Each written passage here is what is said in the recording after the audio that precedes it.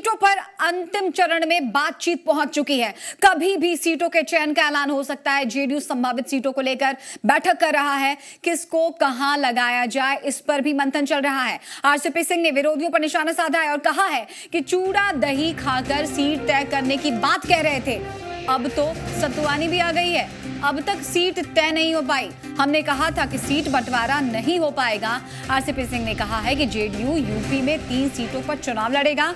रॉबर्ट्सगंज, पीलीभीत और अकबरपुर सीट से चुनाव लड़ेंगे।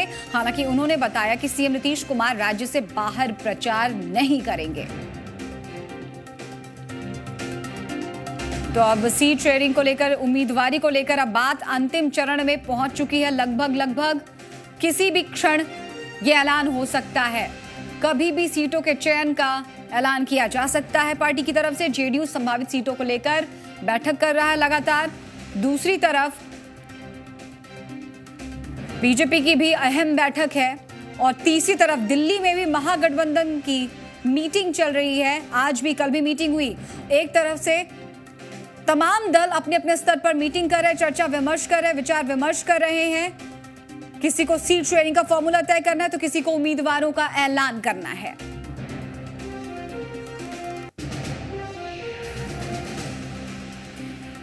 इस वक्त की बड़ी खबर हम आपको बता रहे हैं, कभी भी यह बड़ा ऐलान हो सकता है। उधर बिहार से किसी भी वर्तमान केंद्रीय मंत्री का टिकट नहीं कटेगा। सूत्रों के हवाले से यह बड़ी खबर मिल रही है। सीटों का चयन बीजेपी आलाकमान से बातचीत के बाद ही होगा।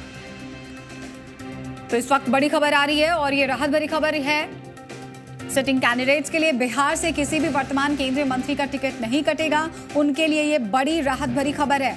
हालांकि ये खबर फिलहाल सूत्रों के हवाले से मिल रही है।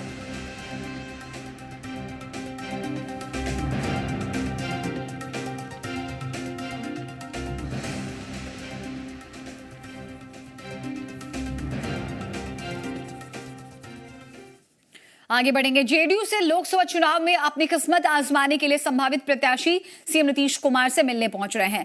टिकट की दावेदारी को लेकर सीएम संभावित प्रत्याशी हाउस पहुंच रहे हैं। जहानाबाद सीट से चुनाव लड़ चुके अभिराम शर्मा और विनोद यादव सीएम हाउस पहुंचे। गया के विजय मांझी, पूर्णिया के हरिप्रसाद मंडल, युवा जेडीयू के अध्यक्ष अभय कुशवाहा भी सीएम हाउस पहुंचे हैं हाजिरी लगाने के लिए। चर्चा है कि गया सीट जेडीयू के खाते में आ सकती है। ऐसे में मिलने वालों की फहरिस्त काफी लंबी हो चुकी है, जिसके बाद सीएम हाउस के बाहर सुरक्षा व्यवस्था बढ़ा दी गई है। अतिरिक्त सुरक्षा बलों की तैनाती की गई है। पूर्व विधायक रामचंद्र प्रसाद सिंह ने औरंगाबाद सीट से चुनाव लड़ने की दावेदारी पेश की है। उन्होंने कहा है कि हमारे नेता जो भी फैसला लेंगे वो उन्हें मान्य होगा। उन्होंने कहा कि मुझे मुख्यमंत्री नीतीश कुमार ने बुलाया है।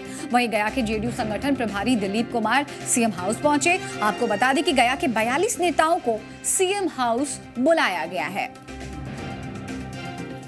लोकसभा चुनाव के लिए प्रत्याशियों के चयन की प्रक्रिया चल रही है। मुख्यमंत्री नीतीश कुमार ने आज गया से जुड़े 42 लोगों को बुलाया है। गया सीट माना जा रहा है कि जदयू के खाते में आई है और उसी को लेकर जो एक बैठक है वो सीएम हाउस में चल रही है। तमाम नेता आए हैं और जो संभावित प्रत्याशी हैं उनको भी बुलाया गया है, जिनकी दावेदारी उनको भी बुलाया गया। और इस चीज को देखते हुए, जिन नेताओं को देखते हुए जो सीएम हाउस के बाहर की सिक्योरिटी भी बढ़ा दी गई है, अतिरिक्त सुरक्षा बल लगाए गए। साथ ही विशेष बात यह है कि जो नेता आए हैं सीएम हाउस में, उनमें कई नेता ऐसे हैं जो खुद के टिकट की दावेदारी कर रहे हैं। जैसे रामचंद्र प्रसाद सिंह आए थे, पूर्व विधायक हैं। उनका कहना था कि हम जो है औरंगाबाद सीट से चुनाव लड़ सकते हैं अगर सीएम का आदेश होगा तब। और इसी तरह से अन्य नेता हैं, चाहे जदयू के जो युवा के अध्यक्ष हैं अभय कुशवाहा, वो भी बैठक में मौजूद है। और कई नेता, दिलीप कुमार करके जो संगठन प्रभारी हैं गया से, वो भी आए हुए हैं। तो इस तरह से कह सकते हैं कि गया से जुड़े जितने भी नेता हैं वो सब सीएम हाउस में मौजूद है। और ये माना जा रहा है कि इसी बैठक में जो गया से कौन प्रत्याशी होगा उसका चयन किया जाएगा। कैमरामैन जितेंद्र झा के साथ शैलेंद्र, जी मीडिया, पटना।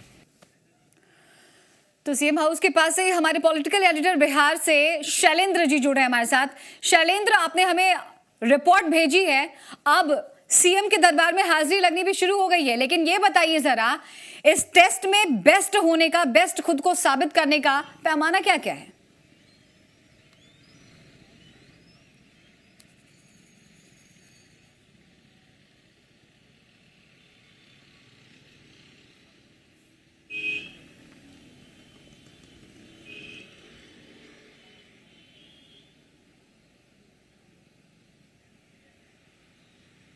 जी बिल्कुल, असली पैमाना ये है कि किस तरह से वहाँ का जो समीकरण है वो किस तरह से है, उस नेता का क्या परफॉर्मेंस रहा है और जब पद पे रहते हुए उसने कितना काम किया, ये सब चीजें देखी जा रही हैं। साथ ही जो जातीय समीकरण, तो चूंकि बिहार में जाति एक बहुत बड़ा फैक्टर है, तो जातीय समीकरण है वो उसके साथ है कि नहीं है, तो तमाम चीजें देखी जा रही। इसीलिए वहाँ जो ये कहेंगे गया क्षेत्र से जुड़े हुए जितने भी नेता हैं, जेडीयू के बड़े नेता, उन सबको बुलाया गया। आरसीपी सिंह गए थे और उनसे भी राय ली गई है। तो ये कह सकते हैं कि जो चाहे पूर्व विधायक हों चाहे वर्तमान विधायक हों, उन सबको आज सीएम हाउस में बुलाया गया है। 42 नेताओं की बैठक जो है वो चल रही है और माना जा रहा है कि इसी बैठक में फैसला हो जाएगा।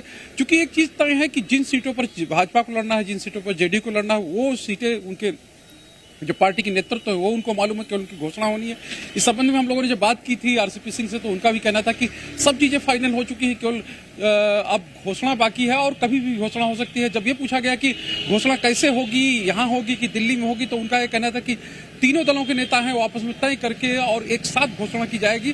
तो ये कह सकते हैं कि एक प्रक्रिया है वो चल रही है। और चूंकि सीएम राष्ट्रीय अध्यक्ष भी हैं जदयू के, तो वो लगातार जो प्रत्याशी उनका चयन कर रहे हैं, उनके संबंध में राय लोगों की ले रहे हैं और जो पार्टी के तमाम पदाधिकारी उनसे बात कर रहे हैं। तो उसी के आधार पर, और जो पार्टी ने एक इंटरनल सर्वे करवाया है और उस सर्वे में जिन जिन लोगों के फेल पास होने की बात आई है, और फिर चूंकि पार्टी 42 नेता सीएम दरबार में हाजिरी लगाने के लिए पहुंच चुके हैं। अब यहां से खाका तैयार किया जाएगा, किसके नाम पर अंतिम मोहर लगती है ये देखना काफी दिलचस्प होगा। बहुत बहुत शुक्रिया आपका शैलेंद्र। तो पटना में बीजेपी दफ्तर पार्टी में प्रदेश चुनाव समिति की बैठक खत्म हो गई है। बैठक में कई अहम मुद्दों के साथ साथ उम्मीदवारों के चयन पर चर्चा हुई है। प्रदेश अध्यक्ष नित्यानंद राय ने कहा है कि चुनाव की तैयारियों को लेकर यह बैठक हुई। उन्होंने कहा कि हम सिर्फ 17 सीट नहीं बल्कि 40 सीटों को लेकर चल रहे हैं। वहीं नंदकिशोर यादव ने कहा है कि सीटों की चर्चा के साथ उम्मीदवारों का चयन भी की बात कही है उन्होंने, और कहा है कि चयन के बाद नाम केंद्रीय समिति को भेज दिया जाएगा। आज भारतीय जनता पार्टी बिहार प्रदेश की चुनाव समिति की बैठक है। हम चुनाव समिति की बैठक में जो वर्तमान राजनीतिक परिस्थिति है, सीटों के बंटवारे के सवाल पे, कौन सीट कौन पार्टी लड़ेगा इस विषय पे, और जो सीटें भारतीय जनता पार्टी को मिलेगी उसके उम्मीदवारों के बारे में आज हम लोग विचार करेंगे और अपने विचार से हम लोग केंद्रीय नेतृत्व को अवगत कराएंगे। आज चुनाव समिति की बैठक है और चुनाव समिति के सभी सदस्य इस बैठक में उपस्थित होंगे। भारतीय जनता पार्टी के वरिष्ठ जितने नेता हैं उसमें जो कोर कमेटी के भी लोग हैं जो अपने इस चुनाव समिति में सब लोग बैठे हैं। चलिए, बीजेपी दफ्तर से हमारे सहयोगी रजनीश हमारे साथ एक बार फिर से जुड़ चुके हैं। रजनीश, क्या कुछ निकल करके आया इस मीटिंग से? कहना तो है, दावा तो है कि 17 सीट नहीं बल्कि 40 सीटों को लेकर के पार्टी चल रही है, सबके बारे में सोचा जा रहा है। देखिए, बैठक पूरी हो गई है प्रदेश चुनाव समिति की। हर एक सीटों पर चर्चा हुई है जहां पर पार्टी लड़ना चाहती है। 17 सीटें पहले से तय है। 4 जो सीटें हैं वहां पे कन्फ्यूजन है जेडीयू और बीजेपी के बीच में। उसमें औरंगाबाद, आरा और शिवहर और सीतामढ़ी, इन 4 सीटों पर जीत जो है वो बनी हुई है। अगर बात करें तो आरा की सीट जो है वो जेडीयू चाहती है और साथ ही साथ औरंगाबाद, ये दोनों सीटें चाह रही है, लेकिन इनमें से कोई एक सीट देने को बीजेपी तैयार है। वहीं दूसरी ओर शिवहर जो है वो सिटिंग सीट है, यहाँ पे सांसद बीजेपी के हैं पहले से ही और वो बीजेपी चाह रही है और उसके बदले में सीतामढ़ी का सीट जो है वो ऑफर कर रही है। तो यहाँ पे भी थोड़ा सा जीत जो है वो दोनों पार्टियों के बीच में वो बरकरार है। इसके अलावा हर एक सीटों पर चर्चा हुई है। उम्मीदवारी को लेकर कौन से नाम ज़्यादा माकूल होंगे चुनाव जीतने के लिहाज से, इसको लेकर यहाँ पे बातें हुई हैं और इसको लेकर 3 सदस्यीय समिति का गठन कर दिया गया है। पटना के पार्टी कार्यालय में जो अटल बिहारी वाजपेयी सभागार है, यहाँ पे प्रदेश चुनाव समिति की जो बैठक हुई उसमें प्रदेश के बीजेपी प्रभारी भूपेंद्र यादव भी मौजूद थे और तमाम सारे लोग यहाँ पे जो समिति में हैं वो मौजूद थे। उसमें प्रदेश अध्यक्ष नित्यानंद राय, इसके अलावा उप मुख्यमंत्री सुशील कुमार मोदी और कृषि मंत्री डॉक्टर प्रेम कुमार, इन 3 नामों की एक कमेटी बनाई गई है जो कि तमाम जो उम्मीदवार के नाम जो यहाँ पे चर्चा हुए हैं और उस पर अंतिम तौर पर वो एक निर्णय करेंगे और इस बात से कोर कमेटी को वो अवगत कराएंगे और कोर कमेटी से मुहर लगने के बाद संसदीय बोर्ड को, केंद्रीय संसदीय बोर्ड को भेजा जाएगा और फिर वहां से अंतिम रूप से नामों पर मुहर लगेगी। मतलब फिलहाल जो मीटिंग से निकल करके आया कि 4 सीटों पर डिस्प्यूट है और रिपोर्ट कार्ड भेजना है दिल्ली और वहीं से फाइनल लिस्ट बनकर बनकर तैयार होगी। बहुत बहुत शुक्रिया रजनीश, आपका हमसे जुड़ने के लिए, तमाम जानकारियों के लिए। तो उधर महागठबंधन में भी सीट शेयरिंग का फॉर्मूला लगातार उलझता ही जा रहा है।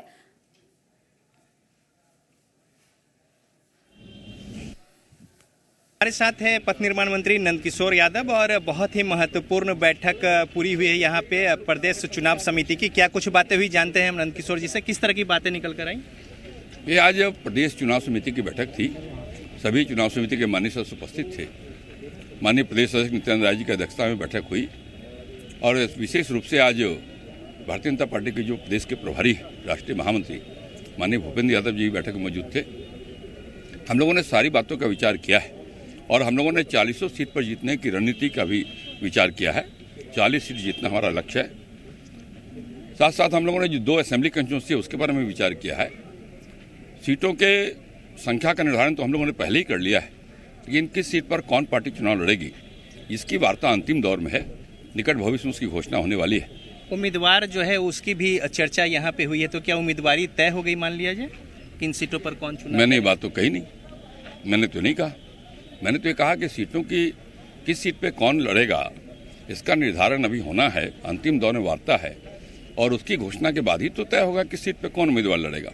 हम लोगों ने पार्टी की ओर से 3 व्यक्ति को चुनाव समिति ने अधिकृत किया है। पार्टी के प्रदेश के अध्यक्ष नित्यानंद राय जी, विधान परिषद में हमारे नेता सुशील मोदी जी और विधानसभा में नेता हमारे डॉक्टर प्रेम कुमार जी। इन तीनों लोग सभी लोगों से व्यक्तिगत रूप से बातचीत करेंगे, लोगों के सुझाव लेंगे। इन सब सुझावों को इकट्ठा करके बिहार की जो कोर कमेटी है पार्टी की उसके साथ डिस्कस करेंगे और फिर शॉर्टलिस्ट होकर पैनल सेंट्रल पार्लियामेंट्री बोर्ड में जाएगा। यहाँ उम्मीदवारों के बारे में अंतिम निर्णय होगा।